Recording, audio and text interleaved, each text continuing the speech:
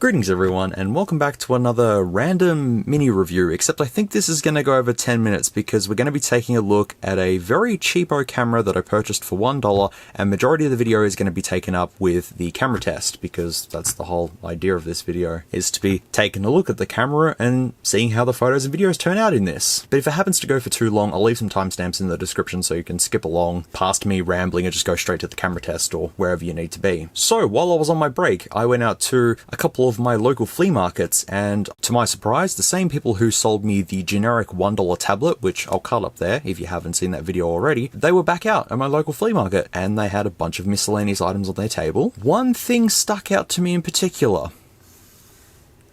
This. So I picked it up and I asked them, how much did you want for this? And they just said, just $1.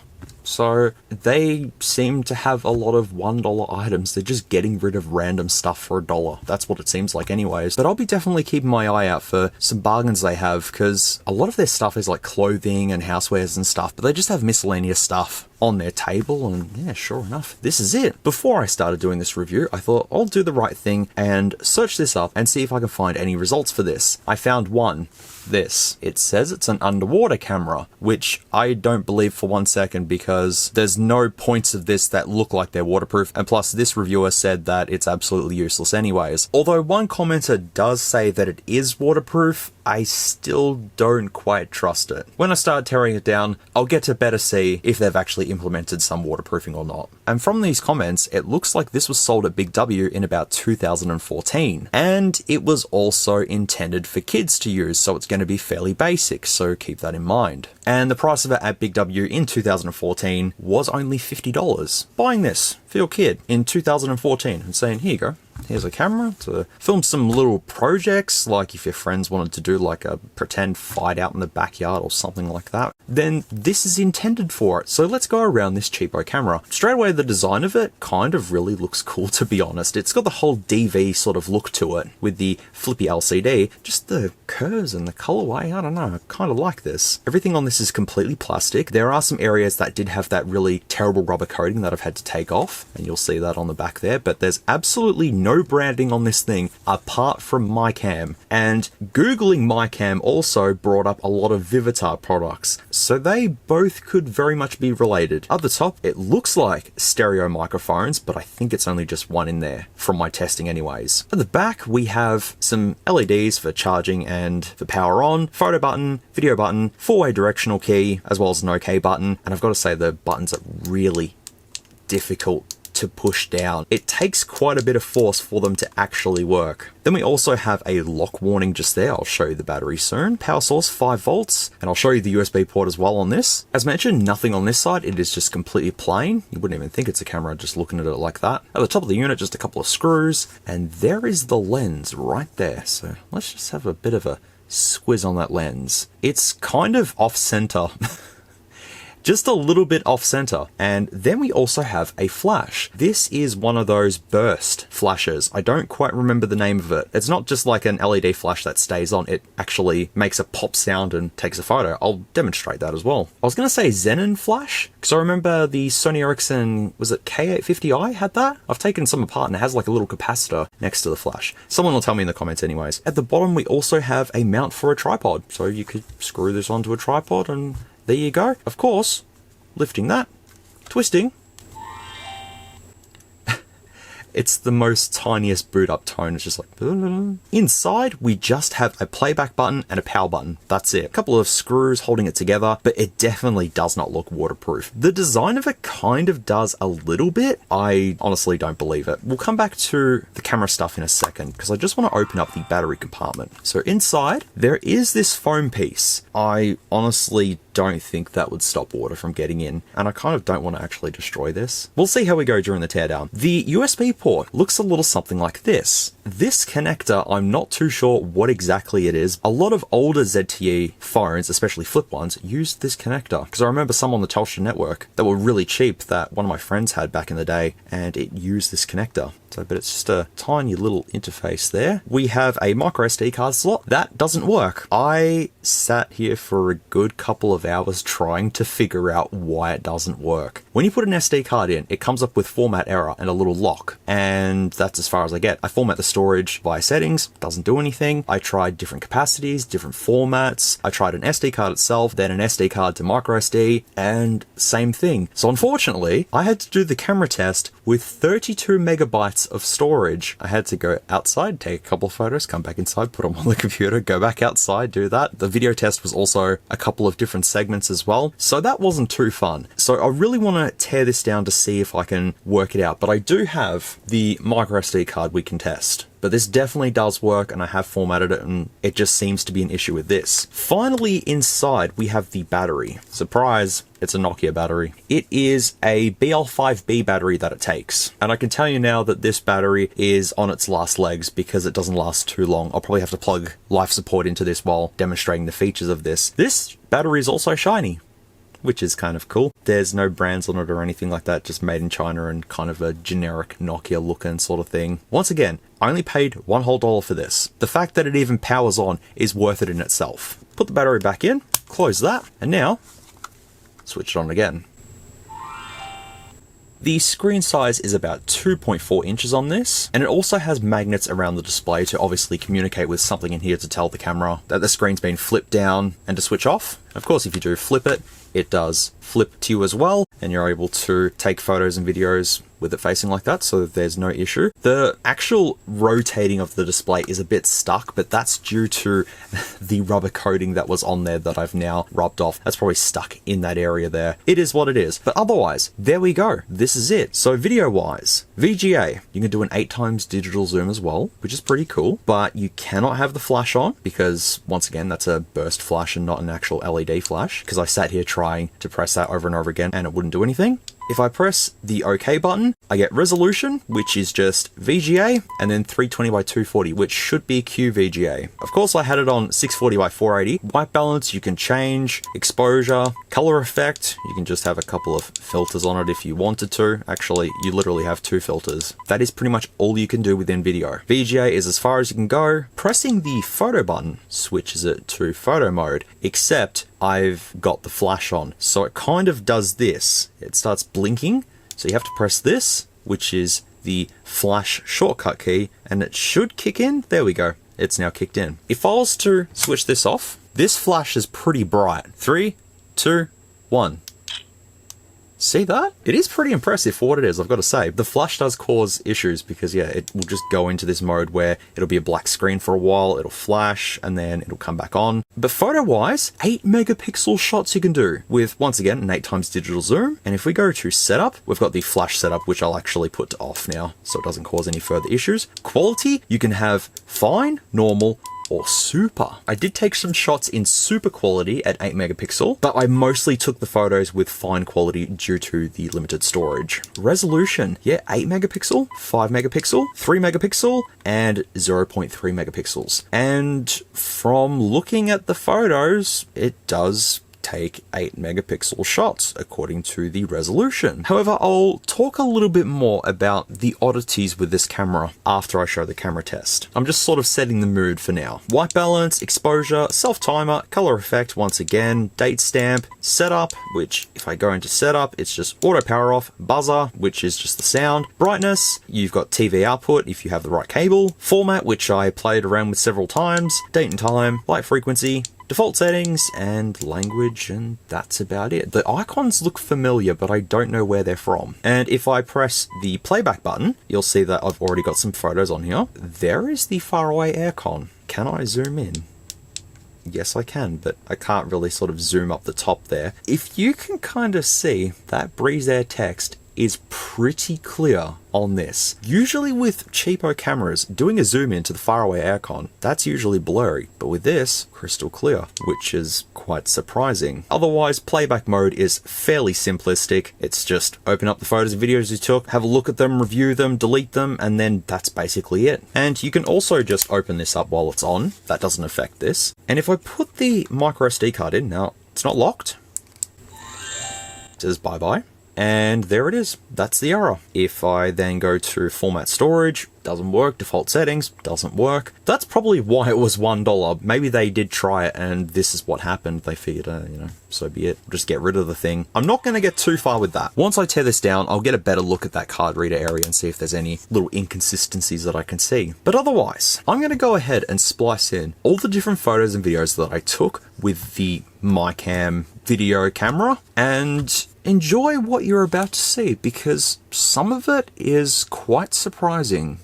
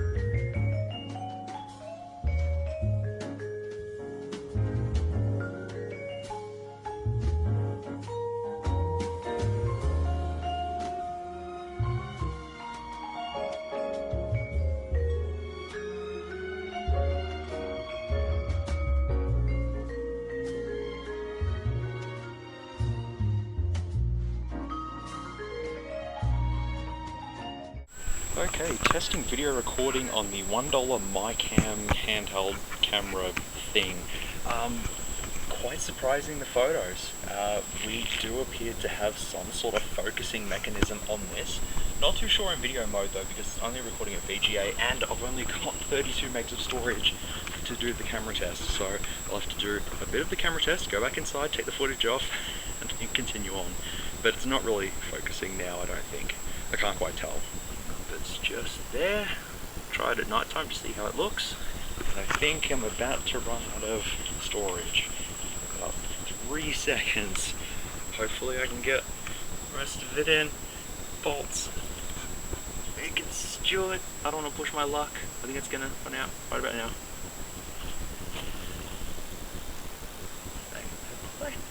Wait. Okay, we're back again. Yeah, I've only got 32 megs of storage to work with. I can only capture 1 minute of video before it complains, and the SD card doesn't work, so I have no clue what I can do. I tried formatting it in several different things, I'll tell you all in the video, but not a lot I can do there.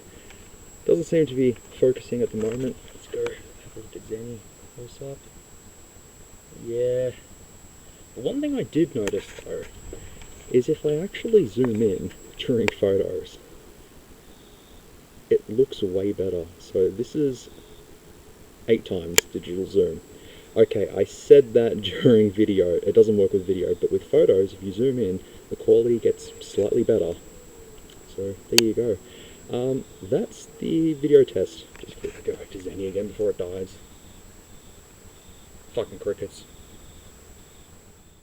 Alright, you have just seen the photos and videos that I took with the MiCam video recorder. Let's start with video first. 640 by 480. Microphone doesn't sound the best. Quality's not exactly the best, but you know what? It works. It does the job. You can flip the screen around and off you go. Perfect for a budget little thing in 2014. But photos, on the other hand, I am led to believe that this is an 8 megapixel camera with some sort of autofocus mechanism working in there. I can't control autofocus with this camera. There's no settings, there's no touchscreen obviously to touch and focus, nothing like that. Some photos, I take the photo, move on to the next object, move on to the next object, and then review the photos back and realize this one's in focus, this one's not in focus. I go back and do the same photos, it's now in focus, that one's not in focus. In saying that, I'll just show a quick comparison of a photo on the left from the first time I took the photo, and then the second time when it was actually able to focus, just to give you a bit of an idea of what's going on. But it also seems that zooming in does help focus on items ever so slightly. So there's a couple of photos that I did take where I've zoomed in, and while it's not quite the clearest quality, as you can see a lot of noise and stuff, some sort of focus kicks in and works it out for itself. And that's what I mean with the faraway aircon. Look at this. This was achieved with this $1 camera. A lot of Wacom devices, it's just a blur, but you can read the text perfectly fine on this. And the flash is super bright for this. I mean, it doesn't help when you're in absolute darkness, just pointing it at anything, hoping it'll work. So that's why some of the night shots are a bit sort of iffy and stuff. Just taking a quick snap in the house of the cat or something like that, and you put the flash on and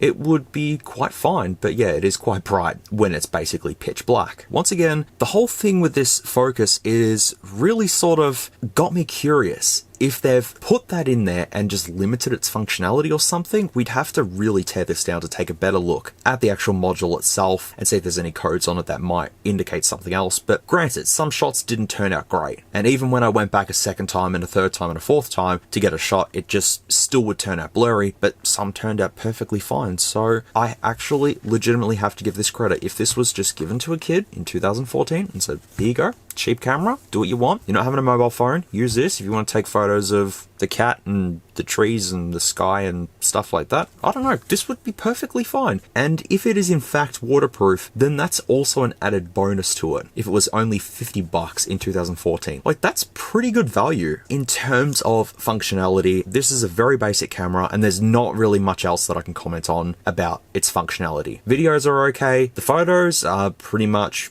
as they are, and the build quality, while being fairly cheap, once again, for the retail price and what I paid for this, I honestly can't complain. It works and does the job. If the SD card slot worked, it would have been a lot better, but it is what it is at the end of the day, isn't it? The question is, the curiosity side of things. I want to tear this down, take a better look at the innards of this, and just see how we go. I have no clue how to take this apart. I'll just take out screws and hope for the best, and we will go from there, but hopefully we can find what's going on with that camera, because there's something going on. Usually cheapo kids cameras are just like a VGA camera stuck on there, and that's basically it, like on the Avengers tablet. the cheapest low-end camera that they could put on there. But it feels like that the innards of this have some effort put towards them. Look at the Welcome cameras that I've had a look at in the past. They didn't even have any focusing. It was all fixed. I mean, it could be my perception of things. Maybe it is a fixed focus, and it just so happens that pointing it away from an object at the right angle does work, but I don't know. Let's tear this down and take a better look at it. So let's remove the battery out first, so then we don't hear the jingle. So we've got a bunch of screws holding this thing together. So let's start. It'd be hilarious if the SD card slot wasn't working due to water damage. It could be possible, you never know. I'm also going to organize the screws because they do look like they're different sizes, which is a bit strange. And I know this video might be really rambly and stuff, trying to describe the photo and video quality, but what else can I say? It looked pretty good from my testing. I mean, yes, some stuff was blurry and didn't turn out quite well, but some stuff did turn out quite good. Honestly, you could have just picked this up at Big W for 50 bucks and used it for like a little project of a home documentary, spooky ghost adventures, hunting ghouls type thing. It could have been perfect for that, but it's just that there's no info on the internet apart from the product review page, unless this is a rebrand of something, which I have a feeling is likely the case. We've got a couple more screws to take out and the thing should just fall apart. We have a screw that's just going around and around and around and around. So I'll just sort of work my way around that then. Oh, okay. The bottom fell off. Oh, the tripod mount is literally a piece of plastic. Oh, that's fair. Okay. Oh, I broke it anyways. Dang it. It was waterproof. There's a waterproof gasket going around it. I shouldn't have doubted it. Okay. I'm getting somewhere. I'm really just guessing pulling this apart. Well, there was a screw holding that piece in. That's no longer going to function. At this point, I don't think I'll remember how to even put it back together. Alrighty. That's another piece to add to the pile of pieces. The buttons are just falling off. That's okay. You can also see the sticky rubber coating that's present in some areas. Like, my fingers are really sticky now from trying to pull this thing apart. Alright, now there's a whole bunch of screws there. Now, that could either mean disaster or fun. There's some hot glue there. Just a bit of a mess of hot glue there. That's fine. I think all of these screws have to come out. It's leaning towards that. That's also probably why the buttons were really hard to push down, was because of the whole waterproofing too. Just thought of that. Okay. Those buttons have to definitely travel quite a bit of a distance to be able to reach those buttons that are in there. Okay. I possibly missed a screw somewhere taking that out. Wow. Okay. There is no way I'm putting this thing back together. There is no possible way of doing that. So there's the big capacitor for the flash. That's all connected up. I'm going to just keep removing screws and hope for the best. So while I'm just taking this apart, there is the gasket that goes all the way around to protect any water from getting in. Should have tried it, but I have a feeling it wouldn't have survived. But, you know, that's not the point. I should have tried it. Okay, we have the flash out. That's a beefy cap on there. That whole board is dedicated for sparky flash. Does that make sense? No. I definitely don't think I'm going to be able to put this thing back together completely. I'll do my best, but it's not looking good. There's so many screws that hold this thing together. That's what I mean. I think there was some effort put into this. It may be a cheapo camera. Welcome cameras were like held together by 4 screws. This is held together by about 20,000 screws. And we're still not even at the lens yet. Wait, is this... What the hell? What?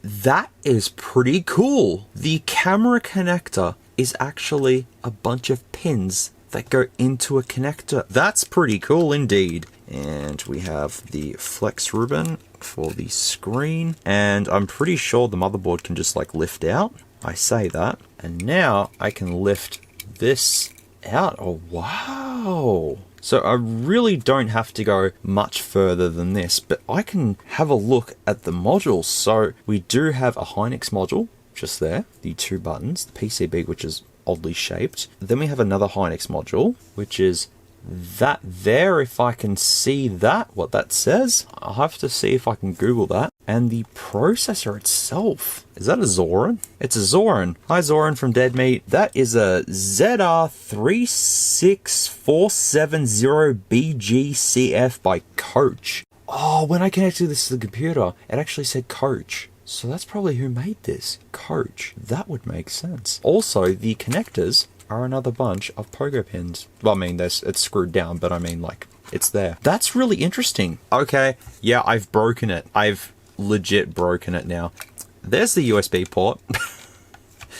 That just happened. At this point now, I guess it doesn't matter. We're at this point of no return. It was more a curiosity thing, I suppose. Looking at the SD port though, it looks fine, but it's obviously not fine. Something's up with it. There goes that then. $1 camera is dead. Well, I mean, it still could live on, but it's good to see the guts at least. All right, let's take a look at this lens. This is the main part of the show. I have a feeling, yeah, it is fixed focus. There you go. It is a fixed focus on this. So sometimes with webcams, you would be able to twist it like this with older ones anyways to focus and then do that.